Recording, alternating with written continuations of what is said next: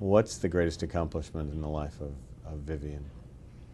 Well, I think that in the 20 years I've been with the company, certainly I've had more memorable moments than anybody should ever expect to have. But one thing stands out to me, and it's a story related to 9/11. We were supposed to open the Ritz-Carlton Battery Park 3 weeks after the morning of 9/11. Obviously, nothing could open in Lower Manhattan.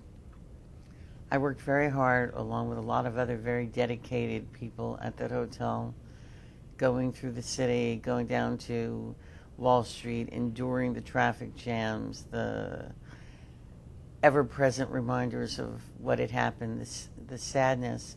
But on the end of January in 2002, we defied all the odds, and we opened the Ritz-Carlton Battery Park.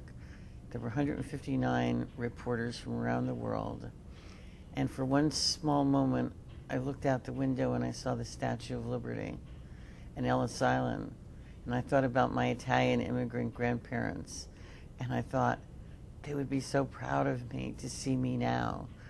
And it was not only the gut-grabbing reactions of everything that had happened since 9/11, but the emotionalism for me to think of how fortunate that I have been, besides all the other things you mentioned, a wonderful husband and children and a great career, but to be a part of something that 5 years later has proven to be true. I can remember saying to reporters, when this hotel opens its doors, it's going to be the first symbol of the beginning of the rebirth of Lower Manhattan.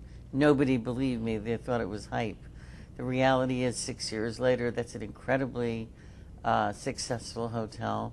Many of the same ladies and gentlemen are there that fled the morning of 9/11.